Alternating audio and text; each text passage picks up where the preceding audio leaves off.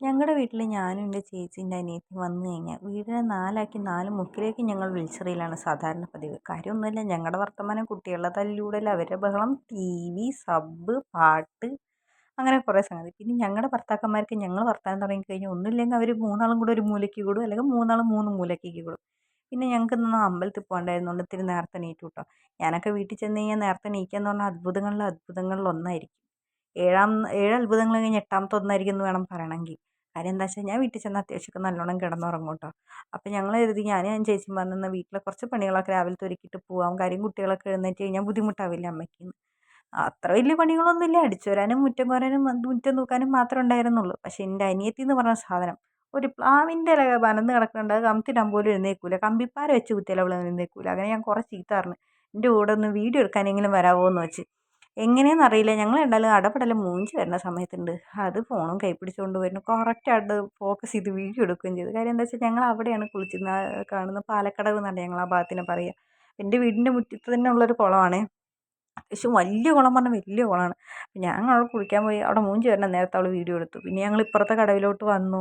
വീട്ടിൽ നിന്ന് വരുമ്പോൾ കുറച്ച് ചെമ്പരത്തിരി ഇലയൊക്കെ പൊട്ടിച്ചു, താളി ഉണ്ടാക്കാൻ വേണ്ടിയിട്ട് താളി ഉണ്ടാക്കി തലയിൽ തേക്കാം. നമ്മുടെ വീട്ടിൽ വരുമ്പോഴല്ലേ ഇങ്ങനത്തെ കാര്യങ്ങളൊക്കെ നടക്കുള്ളൂ എന്ന് വിചാരിച്ചിട്ടാണ് ചെയ്തത്. പിന്നെ ഏറ്റവും വലിയ ടിസ്റ്റ് എന്താ വെച്ചാൽ, ഞാൻ തിരുമ്പാനൊക്കെ വേണ്ടി ഇറങ്ങിയ അപ്പോൾ ചേച്ചി പറഞ്ഞു, നീ തിരുമ്പണ്ട, വേഗം നീ താളിയിൽ താളി തേച്ചിട്ട് അങ്ങോട്ട് മാറി നിന്ന. കാര്യം എന്താ വെച്ചാൽ ഇവർക്ക് രണ്ട് പേർക്കും വെള്ളത്തിലിറങ്ങാൻ എല്ലാറ്റിനും പേടിയാണ്. എനിക്ക് പിന്നെ അങ്ങനത്തെ പേടിയൊന്നുമില്ല. കുളം, വെള്ളം, ഇതൊക്കെ ഭയങ്കര ക്രേസാണ്. ഞാൻ നല്ലോണം നീന്തുകയും ചെയ്യും. അത് ചെറുപ്പത്തിലേ ഞങ്ങൾ മൂന്നാളും പഠിച്ചിട്ടുണ്ട്. പക്ഷേ എന്നിരുന്നാലും ഇപ്പോഴും വെള്ളത്തിലിറങ്ങാൻ പേടിയില്ലാത്ത എനിക്ക് മാത്രമാണ്. എൻ്റെ അനിയത്തീനെ ഞാൻ സത്യം പറഞ്ഞാൽ വെള്ളത്തിലിട്ട് പൊക്കലും മുക്കലും താഴ്ത്തലായിരുന്നു. ഭയങ്കര പേടിയാണ്. ഇപ്രാവശ്യം നല്ല വെള്ളം കയറിയിട്ടുണ്ട്, എൻ്റെ നെഞ്ഞിനൊപ്പം വെള്ളം ഉണ്ടായിരുന്നു കേട്ടോ. പിന്നെ രാവിലെയൊക്കെ സൂര്യൻ ഉദിച്ച് വരണേ ഉള്ളൂ. പിന്നെ ഞങ്ങൾ എന്ത് ചെയ്തു, വേഗം കുളിയൊക്കെ കഴിഞ്ഞ് കയറി നേരെ അമ്പലത്തിലോട്ട് പോയിട്ടോ. അമ്പലത്തിലേക്കല്ല, ഭഗവതിക്ക് ചാർത്താൻ ഒരു പട്ട് വാങ്ങിക്കാൻ പോയി. ഞാനും വാങ്ങിക്കാൻ പോയി, ചേച്ചിയും വാങ്ങിക്കാൻ പോയി. അപ്പോൾ അതിൻ്റെ ഇടയിൽ കൂടെ അത് എപ്പോഴും വീഡിയോ എടുക്കണ്ടായിരുന്നു. അപ്പോൾ ഞാൻ പറഞ്ഞത് നല്ല കളക്ഷൻസും ഉണ്ടായിരുന്നു കേട്ടോ. അവിടെ ഞങ്ങൾ പട്ട് വാങ്ങാൻ പോയടുത്ത് ചെറിയ മക്കൾക്കുള്ള കളക്ഷൻസ് നോക്കിയപ്പോൾ എനിക്ക് ഭയങ്കരമായിട്ട് ഇഷ്ടപ്പെടുകയും ചെയ്തു. അപ്പോൾ ഞാൻ പറഞ്ഞു, അടിപൊളിയായിട്ടുണ്ട്, നമുക്ക് പിന്നീട് ഒരു ദിവസം വാങ്ങാമെന്നാണ്. പിന്നെ അപ്പുറത്തെ കടയിൽ പോയിട്ട് സ്വാമിയുടെ പൂജിക്കാനുള്ള സാധനങ്ങൾ, കുറച്ച് എണ്ണ, തിരി, അങ്ങനത്തെ കുറച്ച് സാധനങ്ങൾ മേടിക്കാൻ വേണ്ടി പോയിട്ടോ.